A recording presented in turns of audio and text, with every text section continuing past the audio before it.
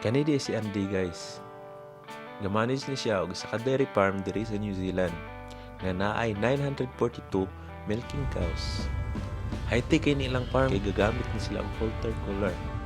So uban nimi guys ato siyang bisitahon para mas mahibaw-an nato nganong high-tech ni nga farm ug makabalota unsay ginabuhat sa dairy farm manager.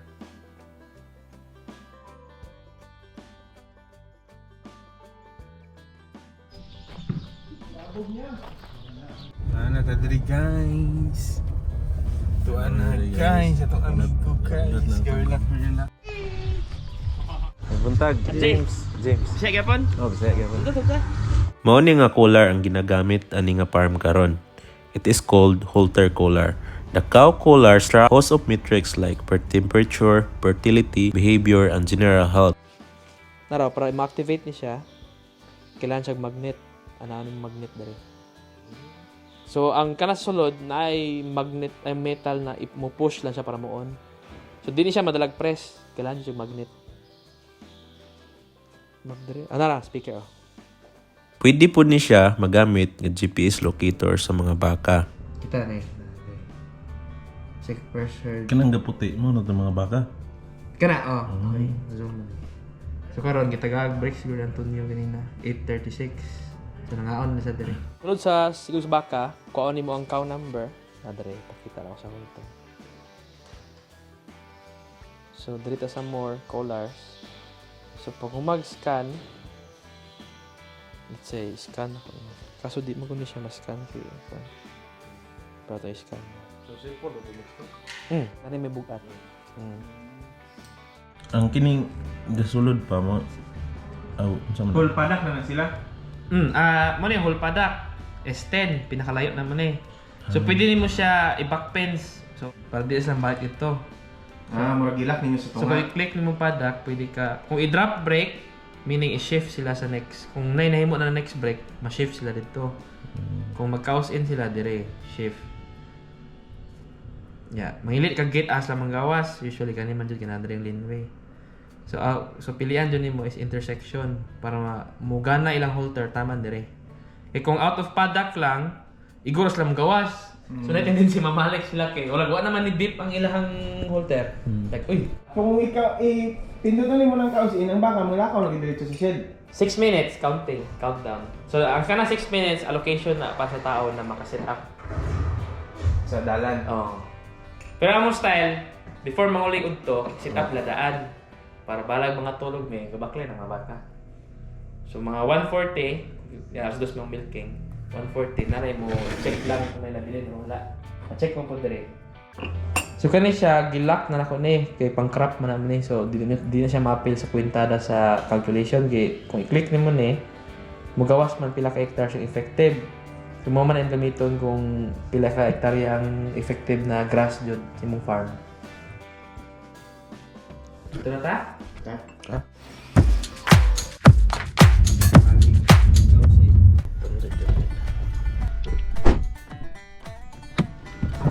So mao ni isa sa mga trabaho niya guys. I-ensure niya ang safety. Mo ni siya bali ang hazard sa farm. So gina-update na mo ni asa dapat ang i-lookout kung naay mag anak diri na mga contractors, especially kung mag-drive sila sa mga cattle laneways, kabalo sila asa dapat ang hazard and which ones should they na dili sila mo agad dapitan. So before mo musulod diri, ang contractors is papantayan ninyo dito na yung mga signs na mag-sign in dapat sila. So in that way makabalo ang tag-iya na ni sulod diri na kan sila na tao anan. So sulod ta sa among farm. So muna siya ang office. So this is our office. So kung mag-meeting ni dire, namo siya dire mag-meeting. Dili mo mag-meeting. Oh, meeting ni dire sa boys. Kung kumpleto na like hazard, health and safety always should be every week. 5 minutes lang. Dali naman.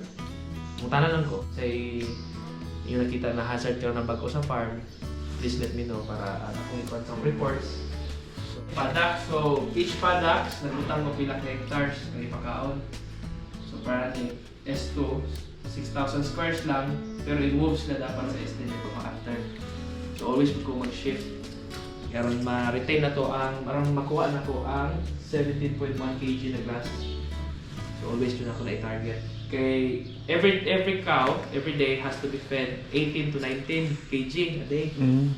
So, na naman may ancient feed 2 kg PK o 450 grain. So, i-addition na lang din ako sa 17.1. The more na kaon ng baka, the more na daras mo production. Mo dyan ay number 1. Ayun siya ipales. Kung males na sila, maglisod na kang apas dayon sa gatas. Bisan within 1 day lang nga males sila. Oh, takong impact. Dako na kayo impact pa. And as much as early, pag calving pa lang, banata na din mo pagkaon dayon. Para mag-create sa mag-blend sila, mabuild-in lang tiyan na mukhaon ng dagang grass. Mamanay purpose pagkaon ng dagan after mag-calve nila. Otherwise, kung ma-short sila anak, maglisod sila ang apas dayon pag spring. Dagan magog factors like after calving, which is why kailangan ipakaon sila ipa-blend is to recover faster. Then after they recover faster, mas dali sila mag-unhit for pre-mating. So always, so pag once na ako sa calving, wala na akong na about calving. Ako na karon, pa-mating na. So, mo na ang rule na ko, basta always mag-advance. So kung after pre-mating, muna na ako mag-save na ko grass. Okay, after end of season, dapat akong average pasture cover is 2-4. So the reason is para na grass pag calving, pagbalik nila. Unsa man nga set up pod diri ninyo? So by tomorrow ay para karon ni. So before ko muli, maghimo jud kong plano dahil sa ibuhaton nila. So mo ni lang kumbaga mo ni ang Lang guide para sa guide. karon nga adlaw. Karon adlaw. Plus during meetings, i-explain na ko sila, okay, karon humana tag meeting, unsa man atong buhaton karon. Okay, mo na itong focus karon, mag-spray na ta, nana. Kablo na mo sa mag-lame, usually lame, number 1 lame jud. Kay magkadagan magong lame karon. Muna mo ang shed, 60 bale shed din niya mo dire. 60 bale. So mini, mo ni siya ang rotary. Rotary siya. Ang caps off ning nga side diri. Dire, mo ni caps off. Caps on. So automatic pit spray ni. Normal automatic ng baka. Pit spray na ni. So diri na mo aging pit spray. Oh. Nana siya sa ilalim man nanay linya spray. So automatic na siya mag-spray kada mo mag-milking. Kung ma-draft lang ang caps, Mag-spray din siya. mag-spray gid siya. Oh. So muna ang general maintenance niya nung karon.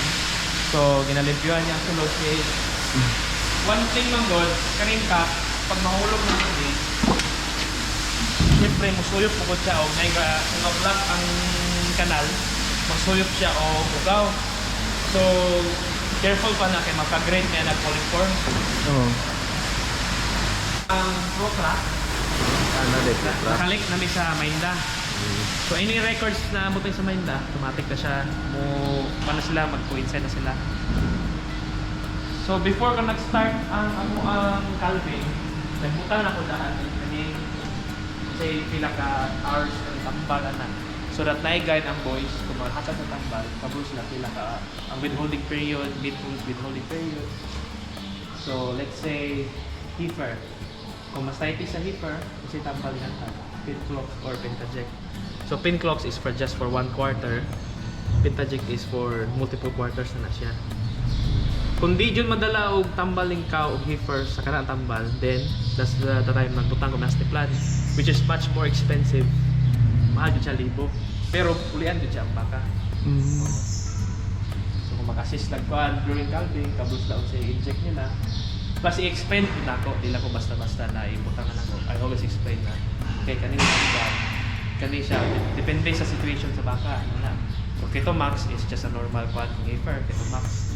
Kung baka, injumated, siyempre, naman din kahit man dun tigulang ng baka, dagan na magka-difficulties kaysa heifer. Heifer, buskan mo dyan ang heifer pag upukan.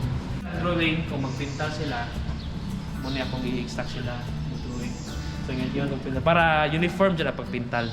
Pares na o sila, kaya mo kadlock o ihurot nyo isa ka pintal, gusto nyo. Para sure dyan na while ma-red siya, kung ma-mix magani siya sa milking herd, pula kaya ang baka. Kung na bagong lane, kani bago ni siya. Kung mo man siya lane, blue na din ang ibintan. Meaning naliman na siya. Kung siya mga cows karon, nanay tambal karon. Mga reds. Mga yung reds. Health plan ka na siya. Kung man health plan eh, automatic mo niya tag sa vet. Then mga health plan sa farm.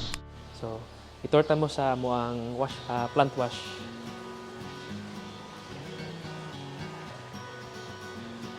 So kung mag-refill mi og teeth spray, diri lang. So amo isaksak diha. So isaksak na mo diha. Balikan ni siya, amo lang ibutang diri. So underneath ani, napoy na tangke diha nang yani pug dagway na mo fill in po sa mo teeth spray. Tapos night hose diha along the lines na gamay, na mo na mo fill kada isa. So kana di ang ito pong time for teeth spray. Good for 1 day or good for 1 week? Good for 2 milkings. Good for 2 milkings. 1 day. Pero every milking, every plant wash may refill para mas gwapo man gud na ay reserve kaysa sakto-sakto lang. Kung malimtan sa isa og butang, papatay malay teeth spray. So 75% makatabang jud ang teeth spray, makakuha og mastitis. Kalesen. Plus maka-teeth condition pud siya, dili mag-dry ang tutoy sa baka. Kompleto na mag-teeth spray karon, na siya mix na mura pud siya o kung tao pa na lotion pud sa kamot kung mag-dry ba. Mura kompleto na karon. Muna mo ang plant washroom. So dili na pud nako nagbuta pug protocol na maglain tatang tulo. So lahi ako ang apron og sleeves, lahi pag na kay syempre as tao buhok ilok na isa di suto na ko to buhok ilok ana ba napotay ko ito. So nabuta kog names, so ganahan pud sila kay syempre na mo comment ang isa, pre pwede ba na dito ko nilagay sa akin para mag-iba daw ana. Okay, pwede na. So nakuno pud ko. Okay, ayun na lang. So sometimes manager, I have to listen po sa akong staff. Kaya diha po ko maka-learn much more na unsaon ako na gwapo ang flow sa farm. Siyempre, operation man akong yun na dire. Na kaning operation, smooth, everyone is happy, ano ba? So far, walay problema ang farm. Kaya mga okay ako makauban, ganahan po sila sa sistema, so okay. So mo ni siya amo ang C3, alkali, and acid. So close na sila dire kay mag-refill na may sa plant wash dire. Mo man mo ang silo for plant wash and for vat wash. So automatic lang siya, i-click lang na ko ni mag-refill na siya. Dati man good, tong dili pa kay ni fully develop ang farm, magkatong kwan dyan pila ka meals. Yan. Unsay mas masumbra. Apil po dahil yung amo ba, shift o kilan? Bagong motor. Gapon pa niya bro. So kana kung wala siya, ako yung mupuli diya, hill. Dili man hadlok ang hill para sa ako. At first kay ang na-train sa ko, may gagaw dati. Karon nag-manage na pod. So tanan ng hawa dire ga-manage na. Kay kanina farm gwapo mo gud na training ground jud as kung bag-o ka gwapo jud training ground dire. So para ni Arnold 2 seasons lang na pero kabalo na kaya siya halos. Kabalo siya sa rason ganun buhaton na mo ni.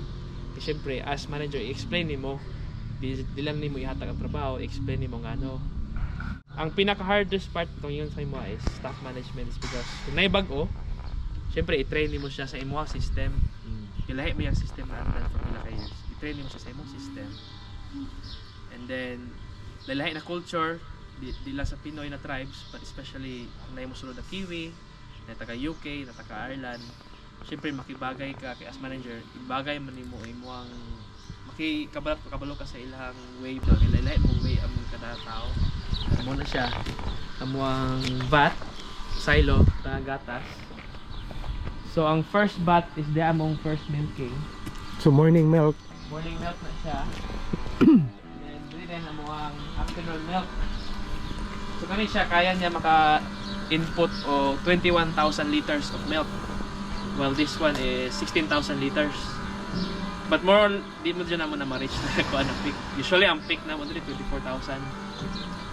Yung target ko na this year na 25, pero akong na-reach is almost 25, so at least medyo akong milestone na nakiwa ko muna na-reach sa dali na farm, so na-hit na ko na.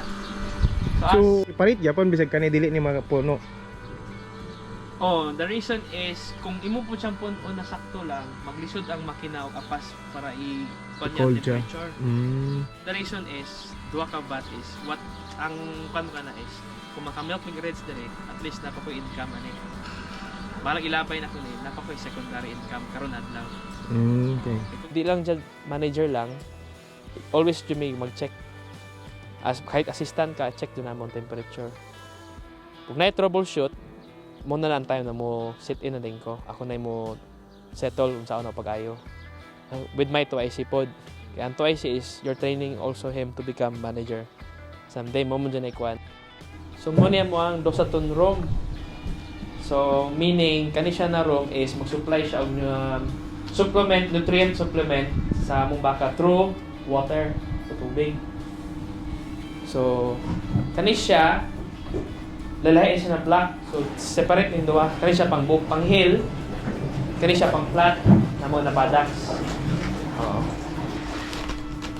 So separate ko siya machine. So mag-maintenance lang ba, amo lang i-prime. Pag on ane, kung na yung magawas tubig, mean to say wala nag-black, wala nag-crack. Pero kung wala yung gawas tubig, abrihan na mo ni ili nag-black ni direct one. Essential ni siya kay munang kailangan siya magnesium o mga copper ano. Kaya magnesium is magtabang mo sa calcium na i-absorb ang calcium. Kung bitaw na yung mag-down ka, kailangan magnesium di ba o kuan. Mo na yung mga pinaka basic sa baka na kailangan nila. Eh syempre, kinamilkingan sa everyday. So kanang milk, ilang magnesium o ano, ginakuhaan din nato pero. So muna mag-supply yung taog.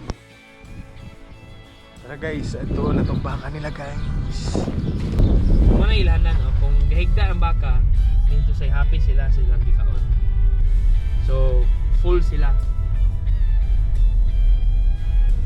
Nya mag-aim jud residual na 1.5, 1.6 to 1.5 mo din ako aim na residual. Happy mo sila. Daghan mo supla. So kung na lugar ka na mo makita nga residual nila, mga pila lugar na siya. Nga 2,000 pa na. Especially ka na. Pero okay naman, kaya naman may heifer na mutiwas. Mga rising 2 na sila po mo replace. So among farm is generally cross. Kita nyo halos itom, puro cross na halos dire. Nadiri ang mga gagmay na baka yan. Wala din mo gina-separate. Dito. Dili. Ayan na pag tungtong na og body condition score which is May. So mag-separate may skin og dili para makaapas sila sa weight. Sa karon equal na sa tanan. Pag sugod na mo sa calving, kana i-separate pa namong heifers. Kasi syempre ibuli mo guna sa mga mama. Kaya heifer di pa man nakablo mo sukod, bata pa man. Karon mga heifer nagimantas ron. Natanaw sila ako. May lang mo happy ang baka. Kung magtindog tanan baka, pasabot anak kulang ilang bahog. So Pila ka hectare ni mo gina-manage ba sir? 255 hectares. Then pila ka heads? 950. 950. Sa 255 hectares. ba? Grabe no? Kung baga ang management ana gyud hugot gyud ba kay dagan gyud kay baka dagan. then ang area dili kay siya ingon then napay hill parts ba? Sa hill part. Kay di ba difference ang tubo sa flat o sa hill? Oh, different jud. Nagi sila ano, Ang hill maglisod sila kapas sa compared sa flat. na siya part nga malisod niya gapas ang Oo. grass. Kay sila may unay kay sa hangin. Init, mas direct kay sila. Plus ang pagsabot na matubigan mo run off magud ang yuta. So mo nang batuhon na din kay ang mga sides kay siyempre maana man sa tubig. Wala. Pero nahulog lang siguro ang collar or either na down din ang baka. So gamit gamit sa labi na calving no. Calving gamit kasi. Kay kung baga makabalog ka nga na down cow. Oh. Kasi dili pa ka nakaadto dito, aware na kada na down. Kung dili po siya no movement, mayingon siya low grazing. So pasabot na nganong siyempre ikaw makabutan nganong hinay man siya mukaon. So nice something wrong sa baka. So adto nimo siya.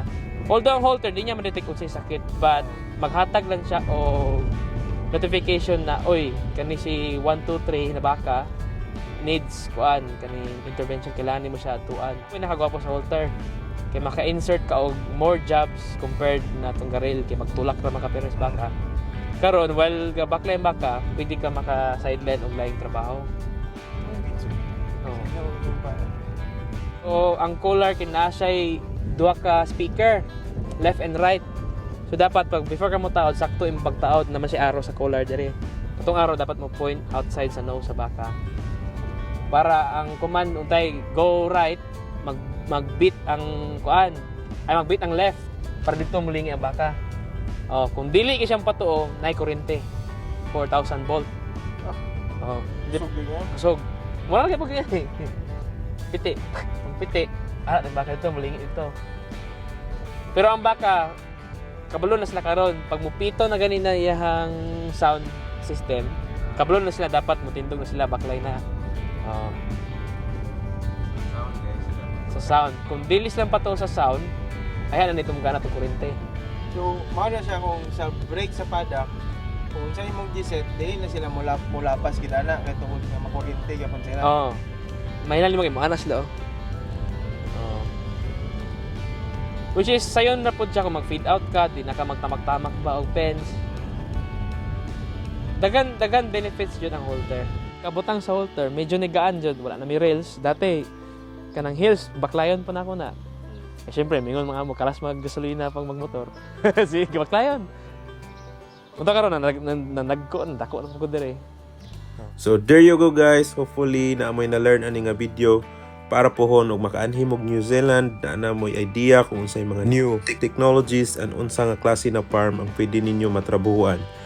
Check out my previous videos aron makita sa ninyo ang differences.